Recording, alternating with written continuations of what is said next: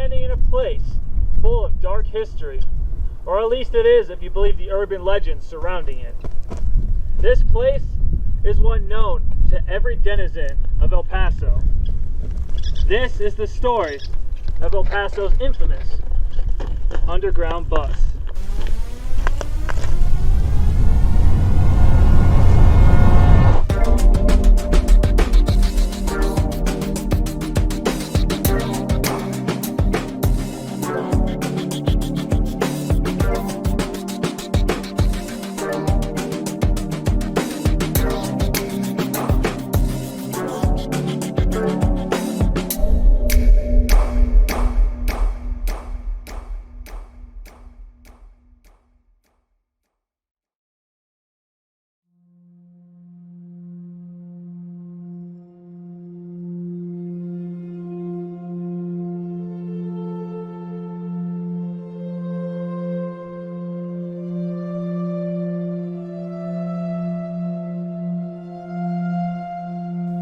We arrived to the underground bus, close to the setting of the sun.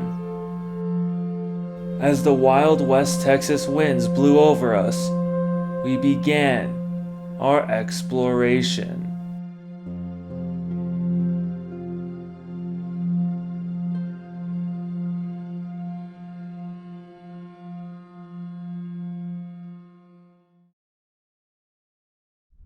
Alright, so here we are at the underground bus. You have all these spokes coming out of the ground, and the bus itself is right here. The inside of the underground bus. I'm using my phone as a flashlight here. Hope you see. But that over there is really creepy. I don't know if that's showing up on the camera. Let me get a little closer. So this right here is just kind of creepy, a bunch of stuffed animals. I shouldn't say much though, they're just vibing, you know? Just straight chilling.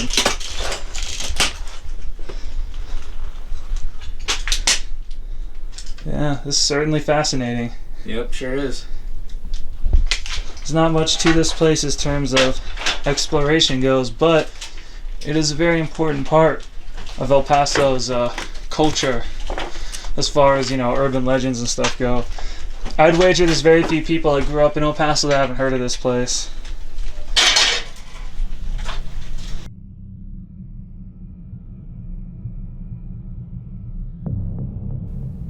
There is a lot of mystery that surrounds the underground bus.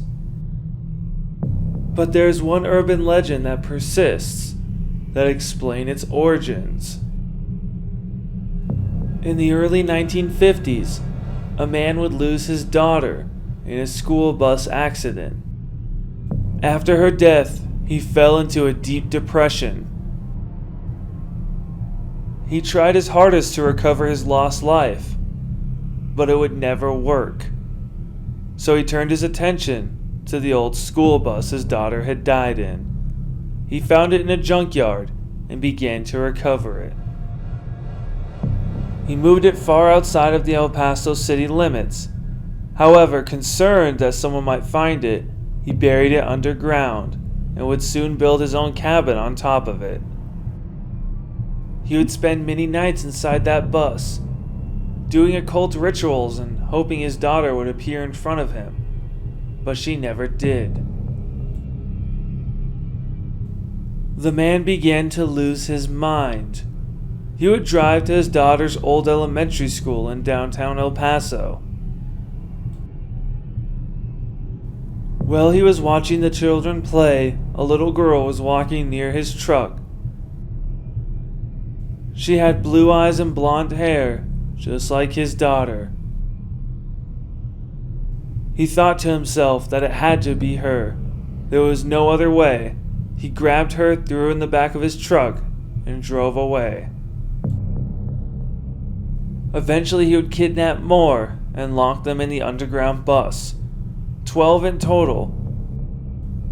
Eventually, there would be search parties set out into the desert, trying to find these lost children. It wouldn't be until a fire broke out in the cabin that they would be found. Apparently, one of the kidnapped children escaped. She burned the cabin down, unfortunately killing the other 11 that were locked in the bus. The man ran away, never to be found. Now that is an interesting story, but is there any truth to it? Well, it seems that it is just an urban legend. There isn't really any evidence backing it up. But if that's the case, then what is the purpose of the underground bus? Well, some have suggested it's a place where someone would hide drugs before going over the border, as there are many underground structures across the Southwest that exist for that purpose. Another possibility is that the bus is actually a bomb shelter.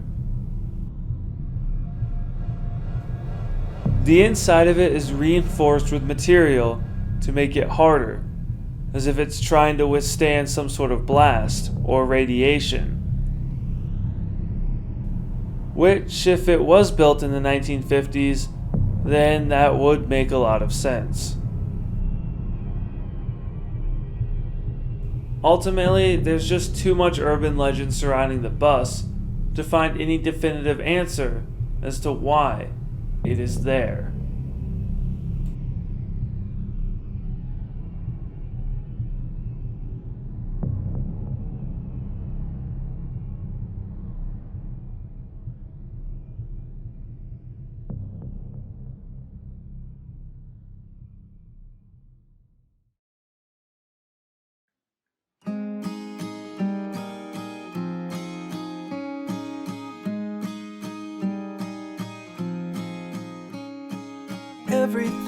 The underground bus of El Paso is a strange enigma, but it's one that's captured the imaginations of many. It is a part of El Paso's cultural history, and it will never be forgotten. I'm living the best that I can, but fate never followed my plans. I'm holding you back, so I want you to pack up and grow. Oh, oh, oh, oh,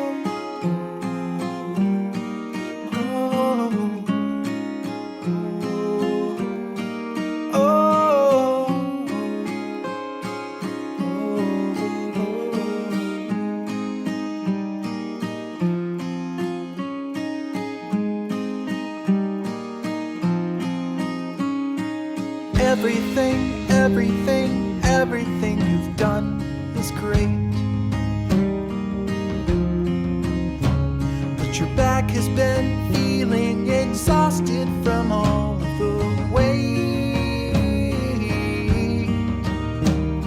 I'll carry this burden myself.